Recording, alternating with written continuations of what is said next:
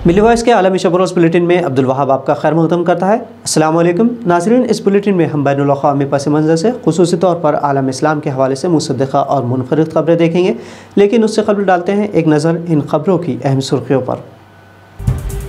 अफ़गानिस्तान के बाद अमरीका इराक़ से भी कर सकता है घर वापसी, फ़ौजियों की वापसी के वज़ीर दिफ़ा ने की तायीद। तालिबान की अमरीका को वार्निंग, हुकूमत को गैर मुस्तहकम करने से बाज रहे अमरीका, वरना नताइज भुगतने रहे तैयार। फ़लस्तीनी शख्स की फायरिंग के नतीजे में एक इसराइली हलाक, 4 ज़ख्मी, जवाबी कार्रवाई में फ़लस्तीनी शख्स शहीद। सियासत में दुश्मन, तहक़ीक़ में दोस्त, अमरीका और रूस मिलकर करेंगे ज़ोहरा सैयारे पर तहक़ीक़। और नाम निहाद तरक्की याफ्ता मालिक की खुली पोल, ख़वातीन पर तशद्दुद के खिलाफ फ्रांस भर में हुए मुज़ाहिरे।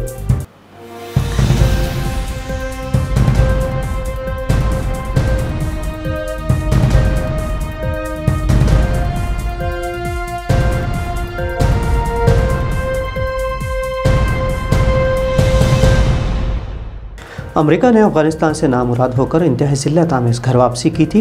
अफ़गानिस्तान से निकलकर अमेरिका को अभी 6 महीने भी नहीं हुए थे कि अफ़गानिस्तान की तर्ज पर इराक़ी अवाम भी बेदार होने पर वो अमेरिका से इनख़ला का मुतालबा कर रही है।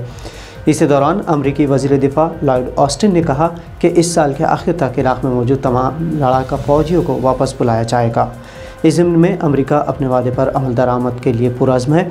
ऑस्टिन ने बहरीन में सालाना मनामा सिक्योरिटी डायलॉग के मौके पर इराक़ी वज़ीर दिफ़ा जुमा अल-जुबूरी से मुलाकात की और कहा कि अमेरिका इनख़ला चाहता है, लेकिन वो दाइश के ख़िलाफ़ इराक़ में सिक्योरिटी फोर्सेस के साथ इंटेलिजेंस मशवरे और मुआवनत भी करेगा। ऑस्टिन ने अपनी तकरीर में मशरिक़ी वस्ता में इत्तेहादियों को यकीन दिलाने की कोशिश की कि चीन के साथ कशीदगी पर बढ़ती हुई तवज्जो के बावजूद अमेरिका ख़ित्ते की सलामती के लिए पुरज़्म है। साथ ही अमेरिका फ़िलवक्त ईरान के साथ जौहरी मुआहदे की बहाली के लिए मुज़ाकरात पर गहरी नज़र रखे हुए हैं। इधर दोहा में मुज़ाकरात के दौरान तालिबान ने अमेरिका को ख़बरदार किया है कि वो तालिबान की हुकूमत को गैर मुस्तहकम न करे। फ्रांसीसी खबर रस एजेंसी AFP के मुताबिक दोहा में मुज़ाकरात के बाद अबूरी वज़ीर ख़ारजा अमीर ख़ान मुत्तक़ी ने कहा कि अफ़गान हुकूमत ने वाज़ेह तौर पर अमेरिका को बताया है कि अफ़गानिस्तान में हुकूमत को गैर मुस्तहकम करना किसी के लिए अच्छा नहीं होगा। उनका कहना था कि अफ़गान तालिबान के साथ अच्छे ताल्लुक़ात सबके फ़ायदे में हैं और अफ़गानिस्तान में मौजूद हुकूमत को कमज़ोर नहीं किया जाना चाहिए, क्योंकि इससे लोगों के मसाइल में इजाफ़ा होगा। साथ ही अफ़गान हुकूमत ने ऐलान किया कि अगस्त में हुकूमत साजी के बाद से रुकी हुई सरकारी अमले की तनख्वाह आज से तकसीम की जाएगी। अमरीकी वज़ारत ख़ारजा के एक तर्जुमान ने हुकूमती बयान में कहा कि तालिबान के साथ अमरीका की बातचीत तालिबान हुकूमत को तस्लीम करने या तालिबान को अफ़गानिस्तान की हक़ीक़ी क़यादत मानने के लिए नहीं है, लेकिन अमरीकी मफादात को सामने रखते हुए बातचीत की जा रही है। इसराइली जारहियत से आजिज़ आकर यरूशलेम में एक फ़लस्तीनी शख्स की फायरिंग में एक इसराइली हलाक जबकि 4 दीगर ज़ख्मी हो गए हैं। जवाबी फायरिंग में यह फ़लस्तीनी शख्स शहीद हो गया। इसराइली पुलिस के मुताबिक फायरिंग का ये वाक़या बैतुल मुक़द्दस के दाखिली रास्ते के करीब पेश आया। सहनी पुलिस और इंतहा पसंदों की जानिब से बैतुल मुक़द्दस की पामाली से नाराज़ एक हल्की मशीन गन से मुसल्लह फ़लस्तीनी शख्स ने ख़दीम शहर में फायरिंग की। फ़लस्तीनी शख्स के हमले में मामूली ज़ख्मी होने वालों में 2 पुलिस एहलकार भी शामिल है। अरब अफ्रीकी मुल्क सूडान में गुज़िश्ता कई सालों से जारी सियासी ताअत्तुल ख़त्म होने के दर पे है। इससे कबल फ़ौज के ज़रिए तख्त से हटाए गए वज़ीर आज़म अब्दुल्ला बिन हमदूक की दोबारा बहाली पर फ़ौज राज़ी हो गई है। फ़ौज और सिविल रहनुमाओं के मुताबिक इस हवाले से सियासी जमातों और फ़ौज के दरमियान एक माहिदा भी तय पाया है, जिसके मुताबिक 25 अक्टूबर को फ़ौजी बगावत के बाद से गिरफ़्तार किए गए हुकूमती एहलकारों और सियासतदानों को भी रिहा कर दिया जाएगा। हुकाम के मुताबिक इस माहिदे के लिए अक़वाम मुत्तहिदा, अमरीका और दीगर ममालिक ने इंतहाई अहम किरदार अदा किया है।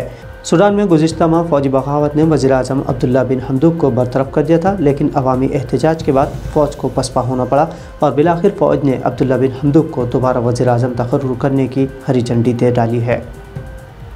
रूस और अमेरिका की लड़ाई जगज़ाहिर है। दोनों ममालिक अपनी अपनी ताकत ज़ाहिर करने कई ममालिक को आपस में लड़ा भी चुके हैं।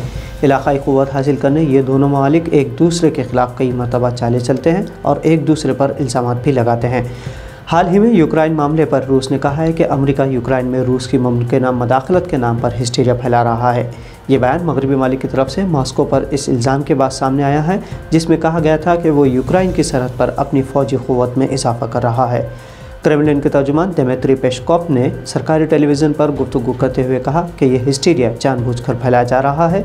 उनका कहना था कि वो लोग जो गैर मालिक से मुसल्लह अफवाज को ला रहे हैं, यानी अफ़गानिस्तान और इराक़ से, तो ऐसे लोग यानी अमेरिका हमारी अपनी सरज़मीन पर मामूल की फ़ौज के नक़्ल हमल पर भी इल्ज़ामात लगाता है।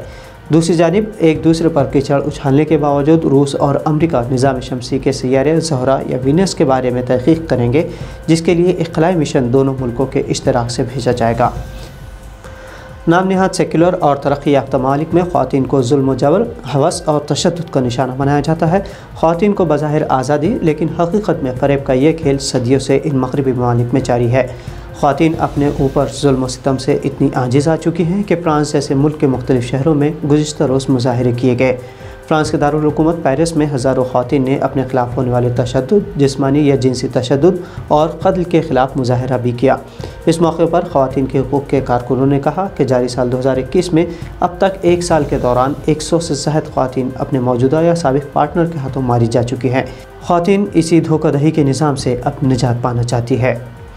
तो नाज़रीन, बैनुल-अक़वामी पस मंज़र से मिल्ली वॉइस के आलमी शब रोज़ बुलेटिन में ये थी अहम बैनुल-अक़वामी ख़बरें।